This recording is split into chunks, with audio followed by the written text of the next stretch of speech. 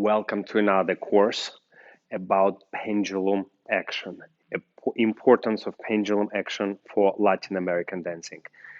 So let's get started with what is pendulum action. So when we dance, normally we have three major actions which you always have to do, and these three actions will create the beauty of the dancing. What are those three actions? So number one, it's a pendulum action. It's when your hip going in a direction of pendulum, or like a smile, up, neutral, and again up. So this way. So it's number one is a pendulum action. Number two is a compression, is when we squeeze your shoulder towards your hip by using this muscle, side muscle, the lat muscles. So we have a pendulum, compression, and number three, it's very important action, rotation, is when we rotate around the spine, or when one hip going back, another hip going forward. So rotation, those three major actions will create a beauty and sensitivity and musicality for every movement.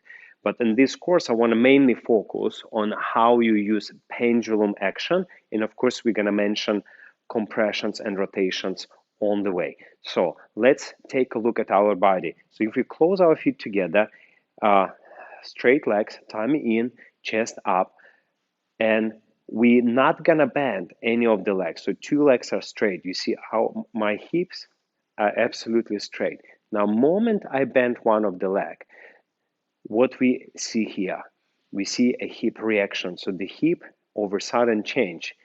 And normally, if you're not gonna press hip to the side, hip gonna change into pendulum action, meaning one side of the hip will drop, another will go high. So normally when you bend the leg, the opposite hip will go higher.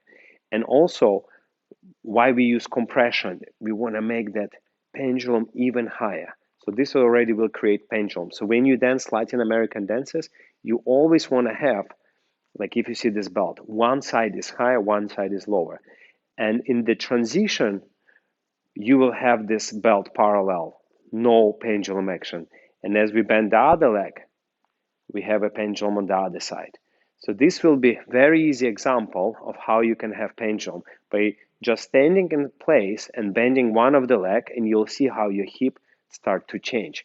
And it's very important for us to observe our own body, observe how this hip changing, because there is certain degree of that change of the pendulum will happen naturally just by basically